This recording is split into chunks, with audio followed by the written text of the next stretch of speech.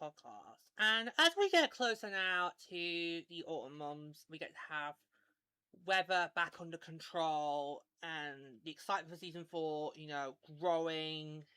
I wanted to have a little chat about the incoming entree of expansion teams to Detroit, Las Vegas, Hamilton, and San Jose.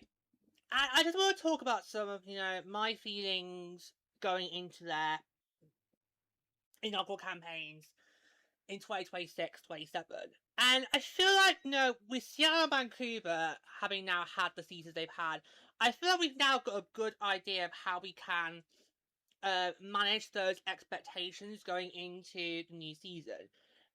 Because obviously, this time last year, we were in the midst of our first round of expansion, our first ever expansion cycle. We just got through that.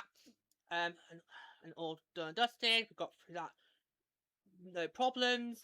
We had 2 teams established, ready to go from the gates opening. They were all set and ready. But I don't think any of us expected for those 2 teams to have the season that they necessarily had.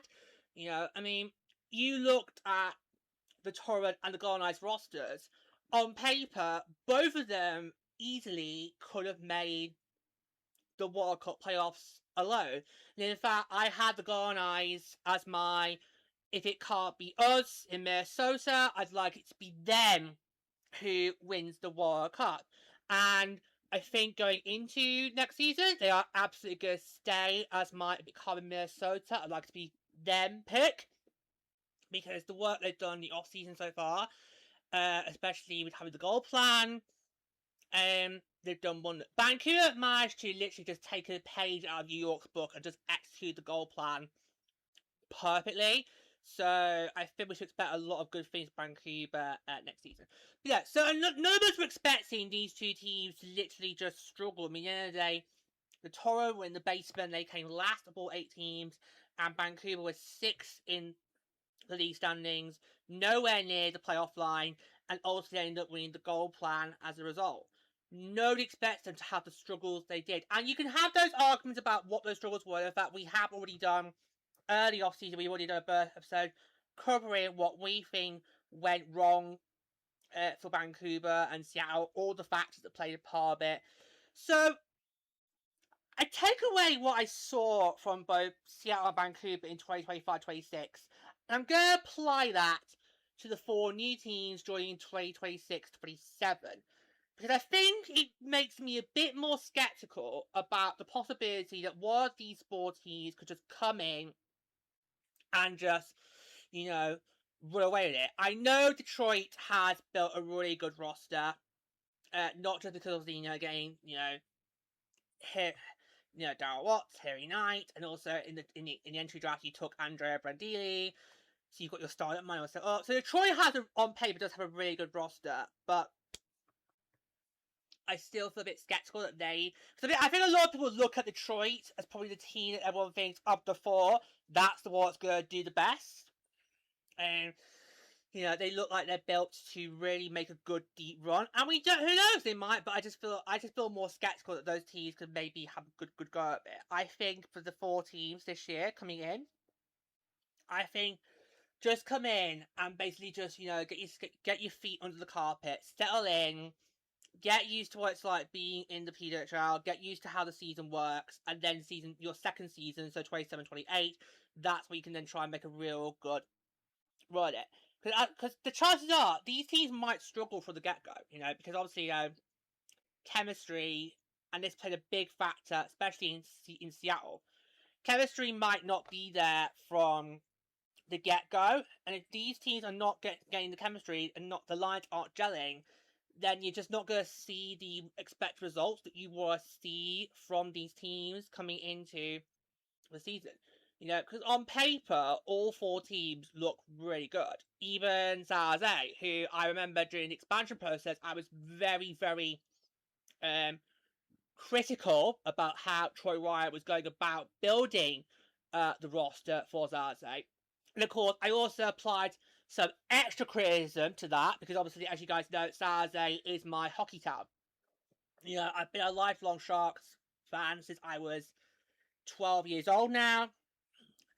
Okay, I've been with the Sharks organization for 17 years, nearly 18 now, because we are quite. Because before we know it, we're going to be in 2027 before we know it, so it's nearly been 18 years now, guys.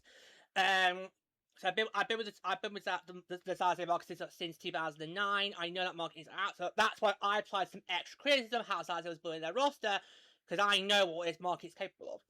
And then in the entry draft, he kind of, changed my opinion, because obviously, once he took their equity, you thought, right, how's he going to then navigate the rest of the other 5 rounds? But he managed to do it brilliantly, and I think Zaze doesn't have a good roster. Might need a few little extra pieces to just to fill the gaps, but I do think that now could be a roster that I think maybe you're all sleeping on. Okay, just because it's a non-traditional hockey market does not mean it can't thrive. So I think you guys, just like how you were all sleeping on Ottawa in the final month of the regular season, you didn't give Ottawa a hell of a chance to maybe go back to the finals. I think you guys might be sleeping on Zaze. And me and Sharky will be ready to do the great big told you if it happens, okay? So, chemistry is another factor that I feel like are these 4 teams going to be able to get.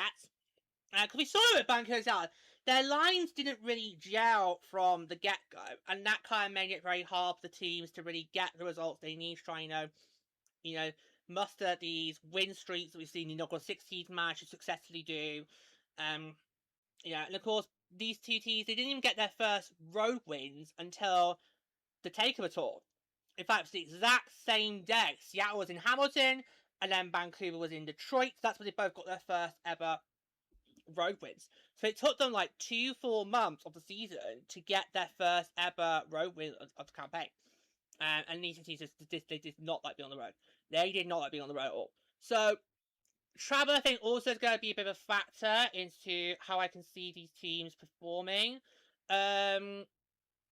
Obviously, Zaze Las Vegas on the Pacific Coast, so they've got Seattle, Vancouver there to back them up. Hamilton's got Tio and Ottawa. In fact, it might be more tricky for teams to get into Hamilton rather than the other way around. And then obviously Detroit's got Boston and New York. So I don't think travel is going to be as big of an issue for the expansion teams this year compared to it was last year. It all depends on how many Takeover Tour games do these teams get, because let's face it, Vancouver and Seattle pretty much got the lion's share of Takeover Tour games last season. And I kind of understand that. We've got 2 brand new shiny teams. Don't you want to, show them off? Understandable, but at the end of the day, they're not Barbie dolls. They're not Barbies. Okay, they're not in the film with Margot Robbie and Ryan Gosling. Okay, and he and his Ken's beaching off. They're not in the film. These are, but it kind of felt like, they when it came to Takeover Tour last year, those 2 teams being treated like Barbie dolls. Let's show them off to the world. Yeah, so that might be the only thing. So in terms of travel, that might be the only thing that might have to come into play. So how many Takeover Tour games will each of these 4 teams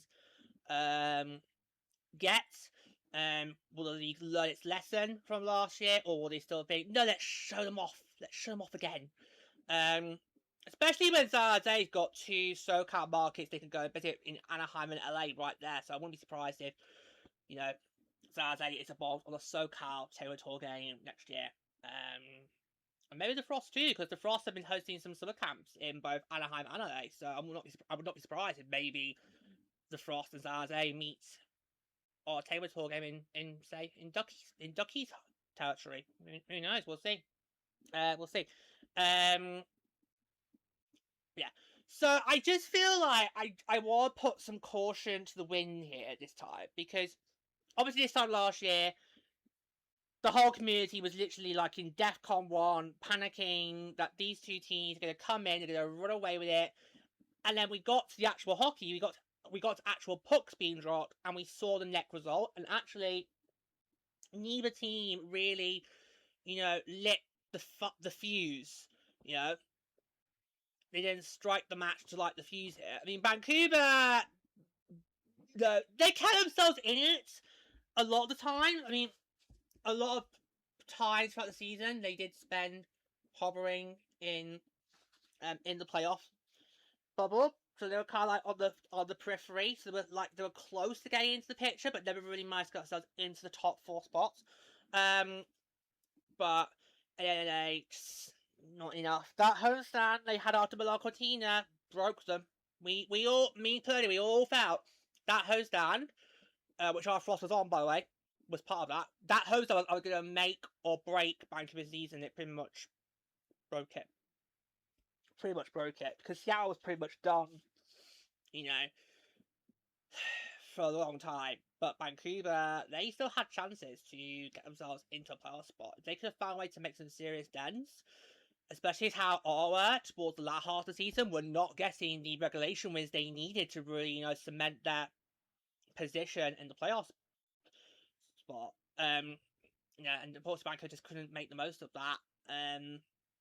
Or take advantage of it just at the end of the day, I'm afraid. It was just, yeah, so.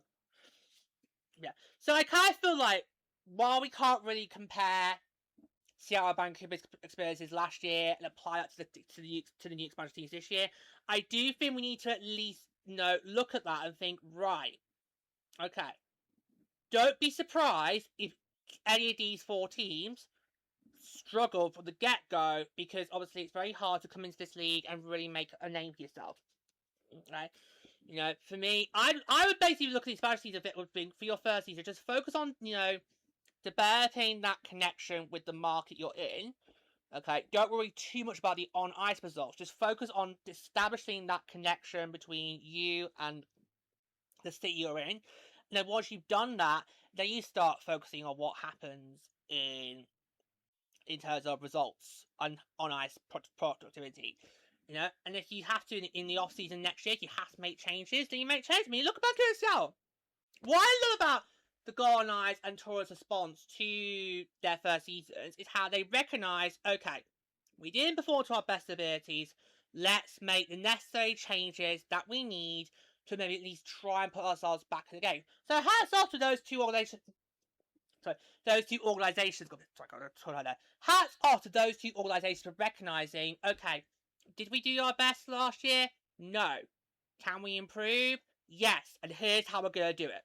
Here is how, step by step, here is how we're going to improve going into our second season next year in 2026-27. So I really have been impressed with both the Golden Knights and the Toronto over this off-season for recognising that, okay, we need to make a change and it could help us in the long haul. Okay? It's kind of similar to what happened with the Sirens in season 1, because at the end of season 1, the Sirens, they made some organisation changes, and it has, okay, while they've yet to make playoffs, it kind of has made them a more competitive team, and given them moments where you think they could maybe now be in the playoffs, they could be contender, but then just, no, you still need a little bit here and there, yeah, so I just feel like going into this upcoming season, so season 4, at the end of November, I personally feel that I'm going to be a bit skeptical how the 4 expansion teams handle. And I think their first 5 or 6 weeks in the season are going to be really key, because that's going to help paint a picture of how well these teams will or will not fare.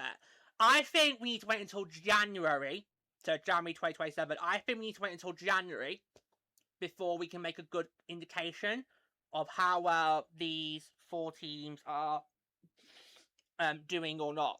Okay, but I can give you an indication of how I feel the 4 teams might do at this very early stage. I am prepared to make the bold predictions. You know, because I kind of felt this episode has been like just in general, so I will give a little for each team just so we can make it personal to you. So I think of all the 4, I think the best team, so the team I think has got the best chance of thriving the most, is Detroit. I feel like Detroit did brilliantly in the expansion process, and they also did brilliantly in the entry draft, despite the fact I was not keen on them, doing that deal with Vegas to get Harry Knight and give Vegas their first round pick, and all that. But obviously, when they did get on the clock first, they made a great selection, Andrea Medini. And I think, with her as your starting netminder, I think you've got the best chance of all the other teams to thrive. Because if we look at it, Detroit's the only expansion team. Oh god, it's this heat. It's this bloody heat. I'm getting tongue-tied. Of all the 4 expansion teams, Detroit's the only one whose netminder's not already part of the PWHL. Because I think Mazzaze, they're going to go with Schroeder. Hamilton, we know is going to be Osborne, and Vegas, we know is going to be Hensley. So Detroit's the only expansion team coming into this season whose netminder hasn't already been in the league. So I think that gives them an extra advantage. And we all saw how well Andrea Medini performed in Italy, right, back in February. She was the big reason why Switzerland got that bronze. So, yeah. So I think of the 4, I'm going to say I think Detroit has got the best chance of thriving. I'm not going to go as far to say, yes, World Cup contender, but I think they've got the best chance of performing well of the 4 teams. The next best hope is Hamilton. Now, it's not so much of how their roster looks, it's the fact of who's behind their bench. We all did not give Chris Barr a fair hearing before he got underway in the PHL. I mean, the amount of times that me and Pedro had to basically come on this podcast and apologise for the lack of faith in him. But, in his resume, he didn't really have any previous experience, not only coaching women's hockey, but being a head coach full stop. His previous gig was basically being an assistant coach to Ducky's AHL team in San Diego. So, you can't blame us. Okay, you're convinced that you got no previous coach women's hockey, then don't have a hissy fit if us 3 basically, question your credentials, your right to be there, because we believe that you should have at least some experience coaching women's hockey on your belt. So the fact that he shifted from Boston to Hamilton, I think if he can, replicate the magic he gave to Boston last season and apply to Hamilton this season, then Hamilton could potentially do the best out of the Canadian teams after Vancouver. So I think Hamilton, and also with it being a new market, and that arena looking so gorgeous, I'm expecting really good things from Hamilton. And then Vegas and San Jose are tricky, but I think San Jose might do better than Vegas, because I feel with San Jose, they've got Leah Edwards. That's your face of the franchise right there. Okay. And we're seeing what the market as a whole is doing, all the right things. Honestly, I've been seeing so many wonderful things from the market as a whole. They are really getting behind this team. Of all the 4 expansion markets, I feel like San is the one that's done the best to welcome in their team the most. So I'm just seeing really great things from that. So proud. I knew San Jose would welcome this team at open arms. I just knew they would, because we just love our sports teams, and we really do take them to heart. So I just knew they were going to do the best. And also you've got Kristen O'Neill in there, who of course they used the EFO on. You've got Rory Gilday there, who I kind of felt was, one of my standout stars from last season. And I think maybe now she's on a new team, that will give her the opportunity to shine better. Because obviously it was hard on Ottawa being on the same team with Brianne Della and Emily Clark and all that. So I think this is now going to be a good opportunity to maybe shine. The only cause concern I've got is Sarze's net minding. Corinne Schroeder hasn't really had a great track record in her PHL career, in either for New York or Seattle. But maybe this could be it. Maybe a new change of scenery could be the moment that she's looking for, and who knows, she could maybe finally be the breakout star that we all know she can be. So that's my only concern with Sarze.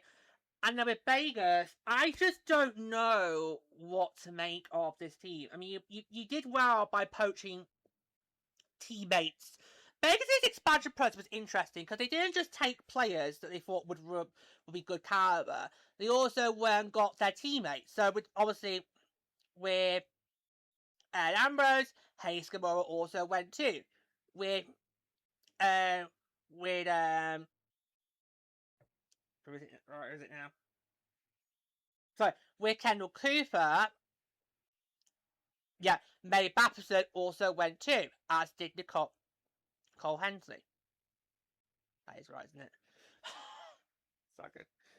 Good to double check. So we've had so much since the expansion post got away. It's hard to keep track of who did and who didn't leave. Hold on, let me double check it.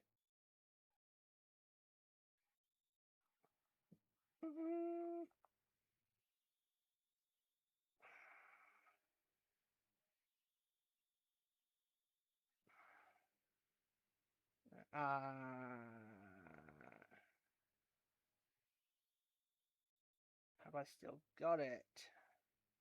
Yes, I have. Still got the document. Right.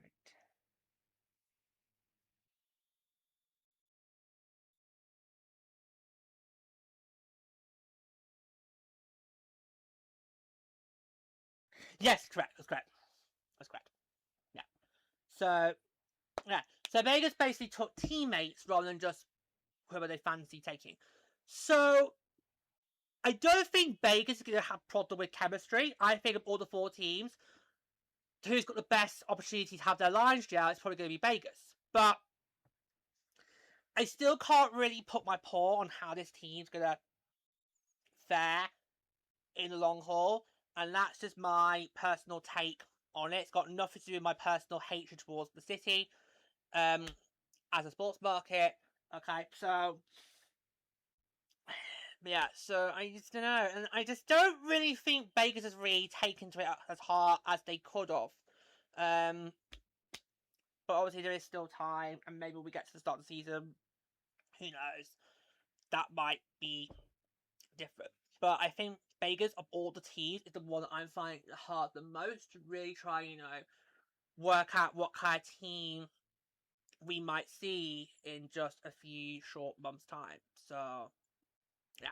So, I do kind of, just to finish off, I kind of do feel very skeptical about how these 4 teams are going to perform, and it would not surprise me if they have very similar to seasons to what we saw from Vancouver and Seattle this year, and they struggle to get off the mark. But that could be largely due to the fact that Vancouver does, at this point right now, and it's still quite early to say this, but it does feel like Vancouver is going to be the most improved team next year. So that might dampen any chances of one of the 4 expansion teams trying to come in and make a name for themselves, because Vancouver just turned a corner and now put themselves where they should have been this time last year. So that, I think, is going to be a huge hindrance to these 4 teams. And I just feel like, yeah, I'm going to come into this new season and just, right, remember what Seattle Vancouver went through last year, and see, is that going to apply to any of these 4 teams. It'll be interesting to see how they fare next year. I think what I am going to run this by Pluto Lady, by the way. I think what I would like to do is, when we get to the end of the first half of next season, I would like to have a look at where the 4 expansion teams are, and judge where they are, how they're doing, and just see what could they do maybe to improve their seasons and so forth. So I think I might want to do that next year. It's kind of similar to what we did, going into Milan Cortina, where we took stock of how we felt the first half went for all the teams. I think I want to do that next year, but just for the 4 expansion teams, because obviously this is the first time we've welcomed 4 new teams in one cycle. So there's a lot to keep an eye out for. There's a lot to pay attention on going into next season. So I'm thinking about doing that. But obviously I'll run it by Player Lady to see if we want to do that. But we'll see how it goes. But yeah, so it's gonna be interesting. It's gonna be interesting when we finally do get back up and running, and we see how these 4 new teams come in and how well they gel into the league, how well they integrate themselves to the league. Can they maybe try, learn from what Seattle Vancouver had last year and try, improve themselves and make sure they don't have seasons like Vancouver and Seattle. Although, at the end of the day, would that really be a bad thing if they did? Because look at Vancouver.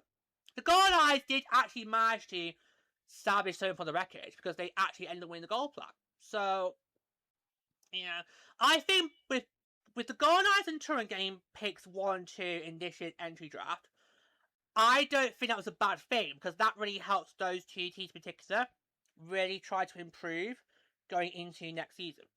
So, could we potentially be in a situation where this time next year, going to next year's entry draft, 1 or maybe 2 at least of these teams be for picks 1 and 2? I wouldn't have a problem with that. If that then helps them improve going into their second season in 27-28, then so be it. So be it. It's not going to bother me at all. So it's going to be really exciting to see, what's going to happen with these 4 teams when they come into the league next year, how they're going to cope. So really looking forward to that. Of course, we're also very keen to hear what you're going to be called. Still no inkling on when we might get that announcement. Although Detroit the other day, you are naughty. Because obviously I follow all the teams, all 12 teams on the socials, and so I get notifications whenever somebody's posted something. And Detroit the other day on Blue Sky posted something about threads, and we all thought, and then of course we actually looked at the post like, oh, no, it's not jerseys, they're just doing a new fashion range. That's how it was. So,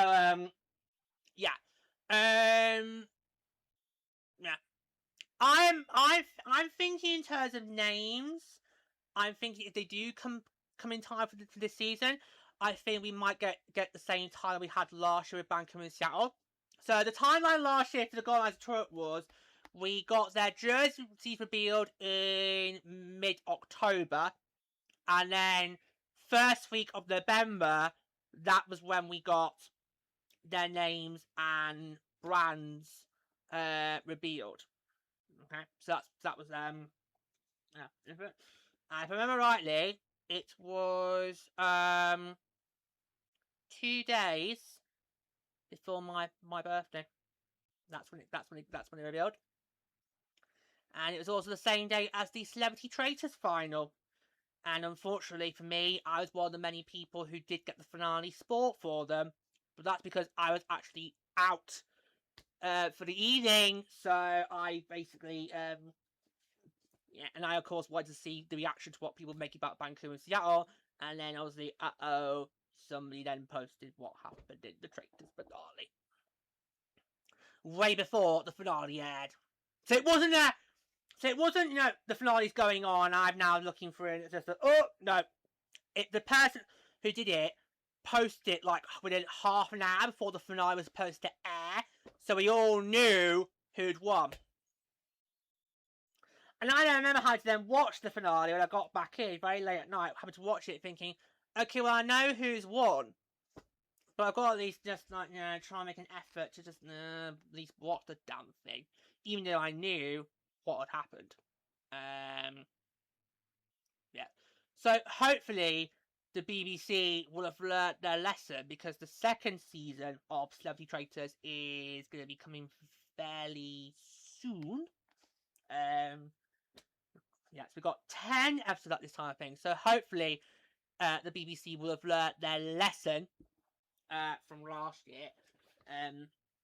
We don't get that again, but that was the timeline for Vancouver and Seattle last year. We got their jerseys in about mid-October, and then their brands came early November. So hopefully that will be the timeline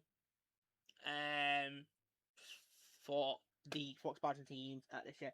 Like I say, when we do get word about teenager brands, of course we'll come back up here and do our traditional brand episodes, where me and Lady get to talk about them as a whole, and then I do a separate one for each team where I go a little bit more detail. Okay, just keep an eye out. When we know, you will know. Okay. So that's gonna be it. I just wanted to just do some quick initial thoughts, because obviously we are almost at international hockey. the international hockey is about to get underway again fairly soon as we get gearing up towards Worlds in November. Various different international programs are kicking up into high gear in preparation for that. So we'll be here before we're going to be in November before you know it. When we get to September, that's when the off season then starts to ease a bit because you're only then about 8 weeks away from really getting up and running again. So yeah, so we're almost there. We've almost got through the hard bit, and we're about to transition into the easy bit, the more manageable bit. So I thought just before we get to that match bit, I wanted to just come up and do some thoughts about how I feel the expansion teams are going to be faring going into their inaugural seasons in 2026-27. Okay, so thank you for joining us. Until next time, take care, don't support the freeze.